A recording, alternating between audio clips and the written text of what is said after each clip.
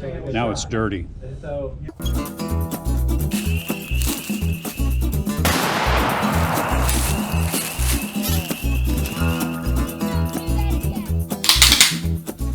Hi, George here, and welcome to Tales from Target Suite, where I'll share my perspective on guns and shooting, and we'll spend some time at the range, and every now and then we'll reconvene right out there in my shop, or at the farm in Louisiana, where I'll build some fun projects, and we'll share an adventure or two that'll make even a grown man smile.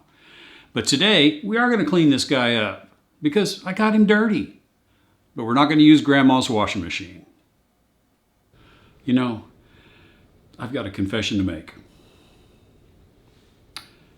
I've never owned a polymer pistol. No, I really haven't. In fact, ever since I've been into pistols, I've been a 1911 guy. And so, disassembly and cleaning of a 1911, it's pretty second nature to me. But if you're new to the shooting sports, or if you cut your teeth on a Glock 19, but now you're thinking about getting into some heavy metal, it may seem a little bit intimidating to you. But I'm here to tell you, it's not that hard. And so if you'll stick around for just a few minutes, I'll walk you through some very simple steps to get this guy back up and running. Oh yes, if you haven't already, please hit subscribe. And then if you click on that little bell, YouTube says you'll get notified every time I upload a new video, usually on Tuesday. Okay, let me make a little disclaimer here. People can get real passionate about cleaning and maintaining their 1911, especially when it comes to what's the best miracle lube du jour to take care of their new pet friend. But regular cleaning and maintenance is more important than the miracle products that you might choose. Okay, enough philosophy. Let's think safety and take a closer look at my pistol and make doubly sure that it's in a safe condition. So the first thing I'm going to do is release the magazine, take the safety off, look inside the slide, make sure there's nothing in the barrel. Now let's take a close look at this thing. So this SIG 1911 is my everyday carry pistol. Now let's get this thing undressed so we can clean it. And the first thing we're going to do is put on the thumb safety.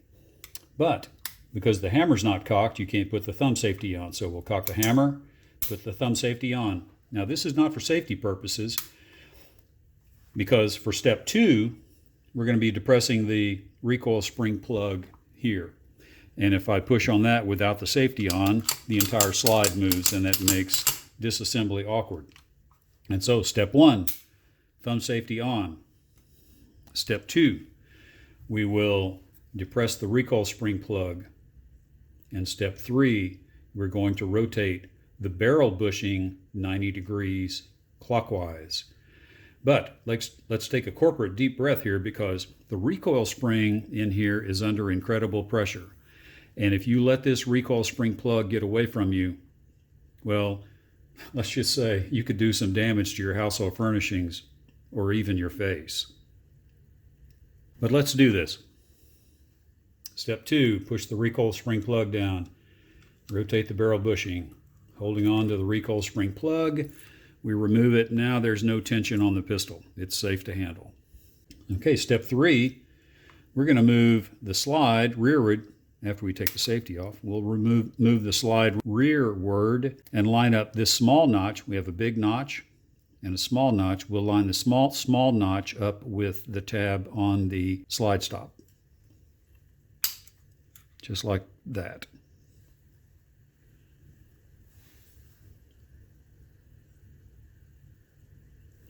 Now we'll flip the pistol over, and here's the pin for the slide stop, and we're going to push on that with our finger, and it will move the slide stop out. Then we can remove the slide stop.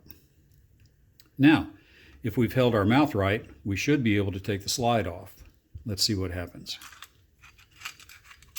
Look at that. Now, next step is to remove the recoil spring with its recoil spring guide. Set that over there. Then, in order to get the barrel out, we have to flip the barrel link forward. This is the barrel link right here. Just flip that forward towards the muzzle, and then we rotate the barrel bushing in the opposite direction, and then the barrel can come out along with the barrel bushing. Just like that. Okay, I know what you guys are thinking. What's wrong with that guy's ears? Well, I'll tell you, there's nothing wrong with my ears. I just don't like to buy single-use tools. And you can buy a tool to get into the grooves of the frame rails on a 1911, but they're single-use tools. And you know what? Something like this is going to work just fine. But the first thing I'm going to do is get this Hoppe's number 9 at work in the barrel, and it can sit and be soaking while I work on the rest of the pistol. And it may surprise you that we're going to do a lot of cleaning with just a dry rag and, in some places, a bronze brush. And in other places, just a plastic brush. Nothing fancy. But we are going to need to pay special attention to a couple of places. One is going to be the face of the slide, right here, and underneath the extractor. And then we need to take good care of our slide rails, get these clean. Slide rails here as well.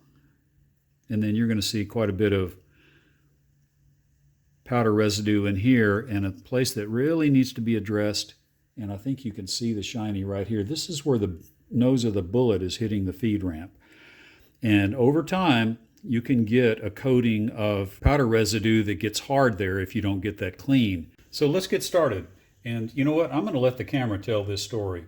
I'll jump in if I need to.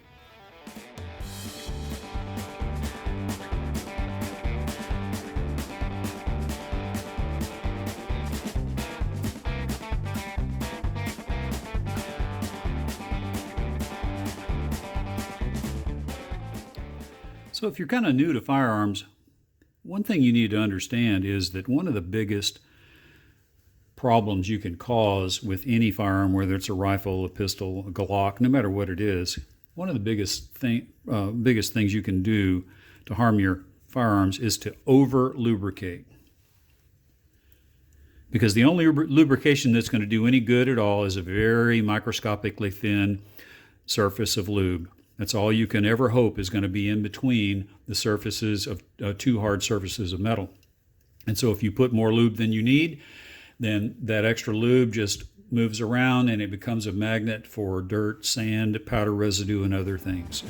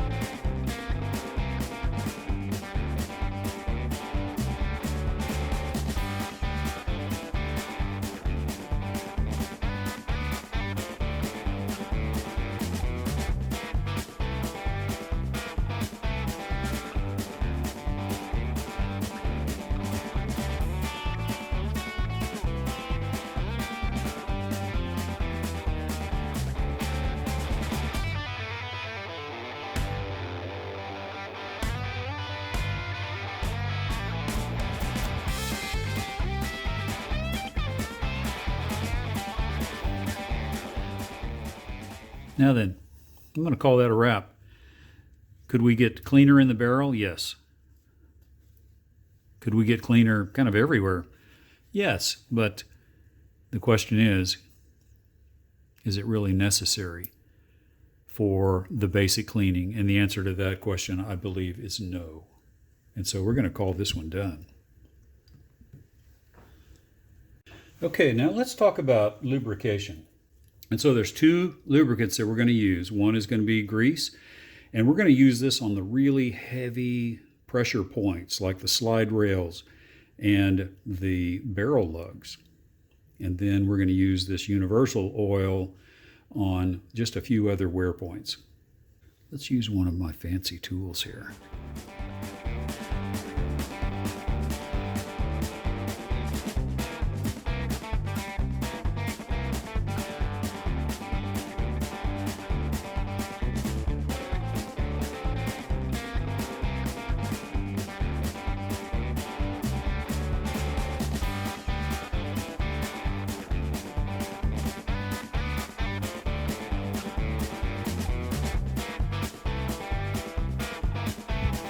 Notice there's some shiny wear on top of the frame rails, so we're going to run this right down there. It's just leaving a kind of a microscopic coating. That's all we want.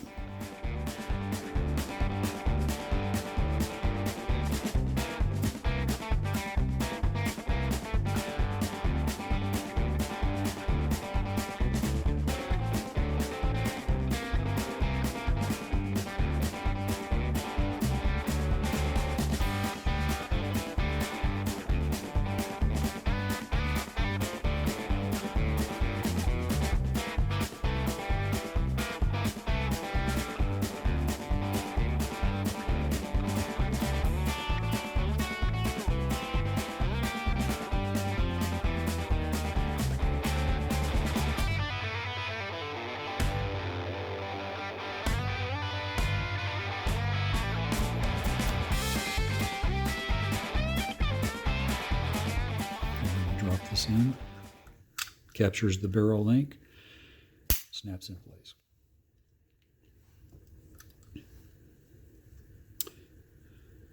But I was going to tell you about these scratches right here.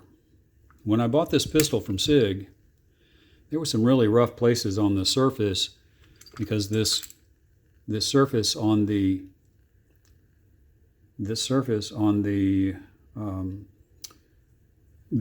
slide stop actually depresses this plunger right here. And there was some ridges on there, and so in trying to force this on, I actually slipped and I caused these scratches. My bad. I should have stopped in the very beginning and figured out what was wrong, but since then I've solved that problem, and now this slide stop goes in quite nicely.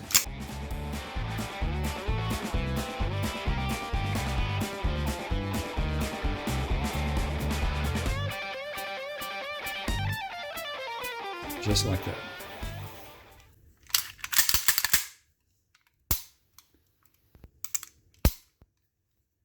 We're back in the saddle, as they say.